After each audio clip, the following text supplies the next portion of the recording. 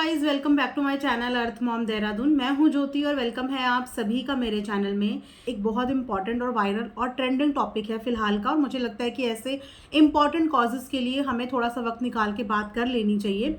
तो आज मैं बात करने वाली हूँ अभी लेटेस्ट न्यूज़ के ऊपर जो आई है मानव शर्मा की न्यूज़, एक टीसीएस कंपनी के मैनेजर मानव शर्मा की न्यूज़। जैसे कि आप सबको पता ही है कि अतुल सुभाष के केस के बाद काफ़ी सारे ऐसे केसेस हमारे सामने आए हैं, और मैं आपको लिटरली बता रही हूँ कि पिछला जो महीना था ना वो इतना डिस्टर्बिंग रहा। उसका रीज़न कहीं ना कहीं यही था कि आजू बाजू सोशल मीडिया पे हमने इतने सारे ऐसे केसेस देख लिए हैं कि एक्चुअली में बहुत ज़्यादा डिस्टर्बिंग हो जाता है। अतुल सुभाष की तरह एग्जैक्ट तो नहीं, लेकिन हाँ उनसे कुछ मिलता जुलता ही मानव शर्मा का केस आया है। सबसे पहले मैं मानव शर्मा की वाइफ का यहाँ पे वीडियो प्ले करके आप लोगों के आगे सुनाना चाहती हूँ कि उनकी वाइफ का एक वीडियो लीक हुआ है जहाँ पे उनकी वाइफ ने बहुत सारी चीज़ों पे से खुद उन चीज़ों का कबूलनामा दिया है। तो आइए हम लोग मिलके पहले वो एक वीडियो का झलक देख लेते हैं, उसके बाद मैं इसके ऊपर अपना रिएक्शन वीडियो कंटिन्यू करूंगी।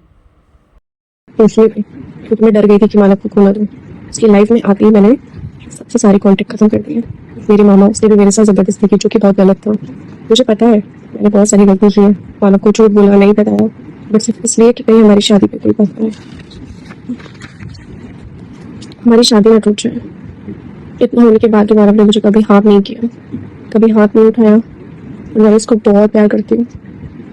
गलती के बदले में मुझे जो भी पनिशमेंट देगा मुझे मंजूर होगी, क्योंकि हाँ मैंने गलती की है बहुत बड़ी। उसके बार बार पूछने के भी ना बता के, बट वो मेरा पास था। मानव के साथ रह के मैंने कभी किसी लड़के को देखा तक नहीं है, ना ही अब किसी को लाइफ में लाना चाहती हूँ। अब मेरी लाइफ का सब कुछ मैंने मानव को बता दिया और मुझे अपनी गलती बहुत फील हो रही है। मैंने सब कुछ करने के लिए रेडी हूँ।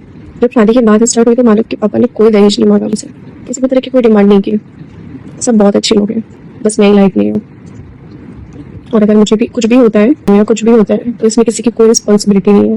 मैं जो भी करूँगी सब अपनी मर्जी से करूँगी। आई एम सॉरी मानव, मैं गलत थी। सो जैसा कि आप सब लोगों ने ये वीडियो सुना ही होगा, इसके बाद आप लोगों ने डेफिनेटली अब तक मानव का वायरल वीडियो भी देख लिया होगा। अब मानव की कुछ व्हाट्सएप चैट्स जो सोशल मीडिया पे आई हैं वो भी आप लोगों ने देख ली होंगी। अगर नहीं देखी हैं तो वो भी मैं साइड बाय साइड यहाँ पे लगा दूंगी, आप लोग जाके इसको पॉज करके देख सकते हैं। तो दोस्तों सबसे पहले छोटा सा आप लोगों को मैं बता देती हूँ इस केस से रिलेटेड बातें, जो कि बहुत सारे लोगों को अगर नहीं पता होगी तो आप लोगों को क्विकली बता देती हूँ। मानव शर्मा जो कि टीसीएस के एम्प्लॉय थे, अभी रिसेंटली ही उन्होंने भी एस किया है, और लिटरली उन्होंने भी 6 से 7 मिनट का एक वीडियो शूट किया है जहाँ पे उन्होंने अपने गले में फंदा भी लगाया हुआ है और फैन पे वो फंदा पूरा हैंग हो रहा था, और उसके साथ उन्होंने 6 से 7 मिनट का एक वीडियो शूट करा है जिस वीडियो में उन्होंने इस बात का खुलासा भी किया है कि वो क्यों आखिर ये सब चीज़ें कर रहे हैं। अगेन ये एक फैमिली मैटर ही निकला जहाँ पे हस्बैंड और वाइफ की आपस में बन नहीं रही थी। यहाँ पे अतुल सुभाष के केस से थोड़ा सा डिफरेंट ये मैटर है, क्योंकि अतुल सुभाष जो परेशान हो गए थे वो अपनी कोर्ट की कार्यवाही में चक्कर काटते काटते परेशान हो गए थे, लेकिन यहाँ पे कोर्ट कचहरी की अभी कोई कार्यवाही शुरू नहीं हुई थी। यहाँ पे जो हस्बैंड परेशान था वो अपनी वाइफ के एक्स्ट्रा मैरिटल अफेयर की वजह से परेशान था, और वो ये बोलना चाह रहा था कि उसकी जो वाइफ है वो उनके पेरेंट्स से रिलेटेड उसको शायद किसी ना किसी चीज़ की धमकियां दे रही थी।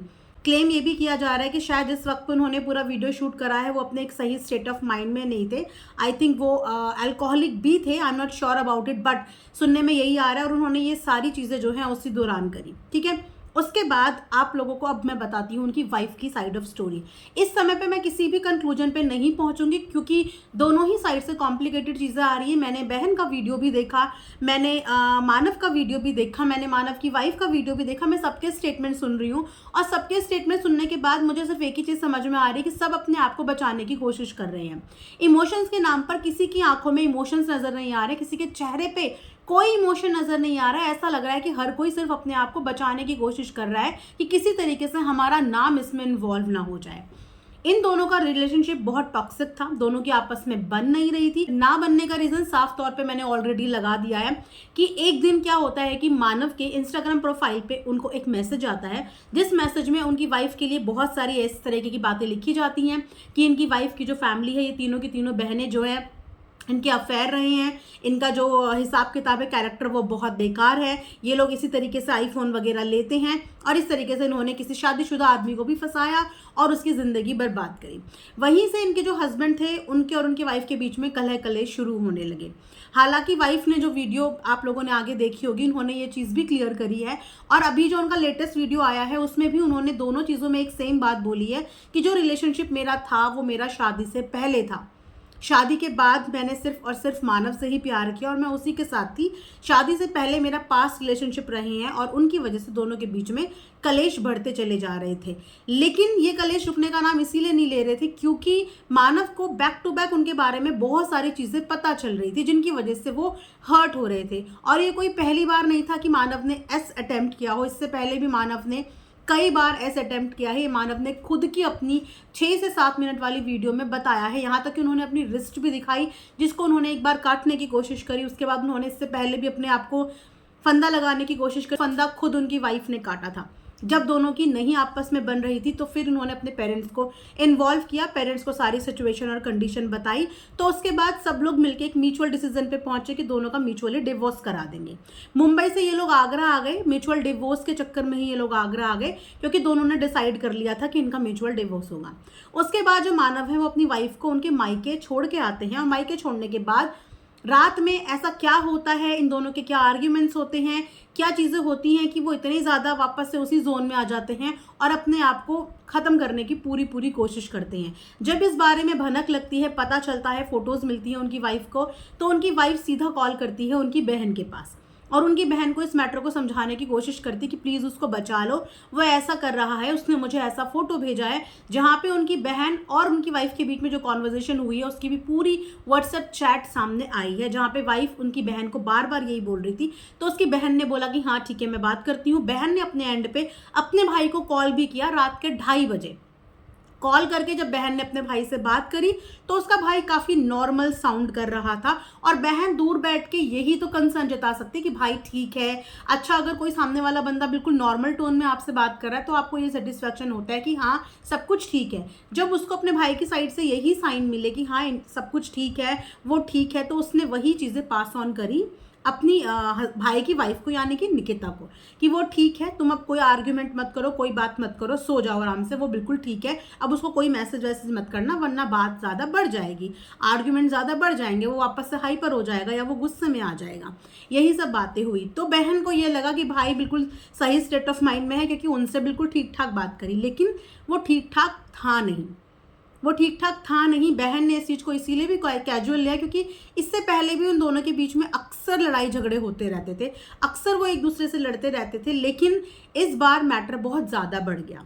अब जब बहन को ये था कि भाई ने नॉर्मल बात करी वो बिल्कुल ठीक होगा, वाइफ ने बहन तक इन्फॉर्मेशन पहुंचाने की कोशिश करी, बहन भाई की बात हुई तो नॉर्मल हो गया सब कुछ, लेकिन नॉर्मल कुछ था ही नहीं।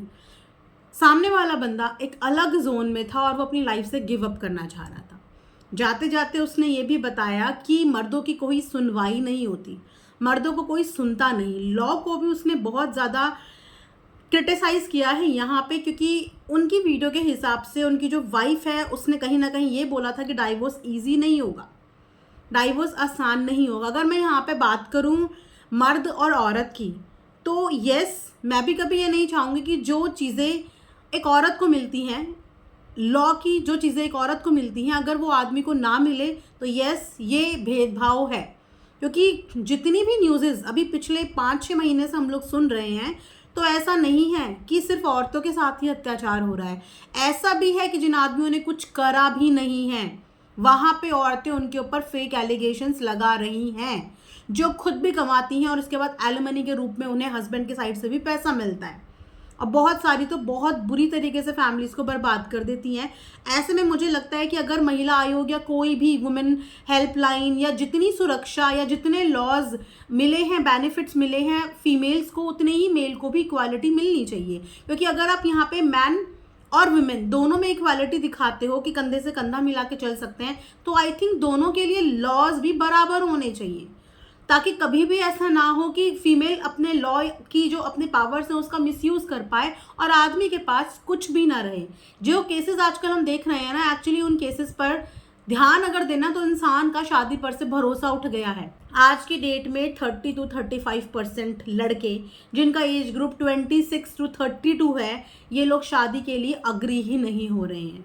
ये लोग शादी करने के लिए तैयार ही नहीं हो रहे हैं। एक टाइम था जिस समय पे लड़कियां डरती थी शादी करने से कि कहीं हमारे साथ घरेलू हिंसा हो जाए, दहेज उत्पीड़न हो जाए। वहां पे आज के ज़माने में सब कुछ उल्टा हो गया है। आज के ज़माने में लड़कियों की बजाय लड़के शादी करने से डर रहे हैं, क्योंकि लड़कों के लिए लड़कियों के पास रामबाण की तरह इतने सारे लॉज वाला हथियार है कि अगर रिलेशनशिप में ज़रा भी ऊपर नीचे होती है तो लड़कियां उन रामबाण का बम बना के लड़कों के ऊपर फेंक देती है, नो मैटर कि उस बात में कितनी सच्चाई है या वो कितना झूठ है। अब यहाँ पे बात करें अगर मानव और निकिता के केस की, तो निकिता के हिसाब से निकिता ने उनकी फैमिली को इन्फॉर्म कर दिया था, उनकी बहन को बता दिया था और बार बार यही बता रही थी कि वो कुछ कर लेगा। लेकिन बहन का स्टेटमेंट जब मैंने सुना तो बहन का बोलना ये था कि 40 मिनट उसने मुझसे बात करी और अगर उसे इतनी श्योरिटी थी कि उसके हस्बैंड अपने आप को कुछ कर लेगा। जो इंसान 24 घंटे रहता है वो अपने पार्टनर को बहुत बखूबी जानता है, और अगर उसको इतनी स्ट्रॉन्ग इंट्यूशन आ गई थी कि वो कुछ कर लेगा तो 40 मिनट मेरे साथ झक मारने की बजाय वो वहाँ पे पहुँच सकती थी, वहाँ पे इर्द गिर्द के लोगों को हेल्प के लिए बोल सकती थी। लेकिन उसने यहाँ से मुझे कॉल किया, जो कि मेरा और मेरे भाई का घर का डिस्टेंस भी बहुत दूर है, मैं ज़्यादा से ज़्यादा फ़ोन पे ही बात कर पाती यहाँ पे। लेकिन यहाँ पे निकिता ने बोला कि मैंने जब उनकी बहन को फ़ोन किया तो उसकी बहन ने बोला सब कुछ ठीक है।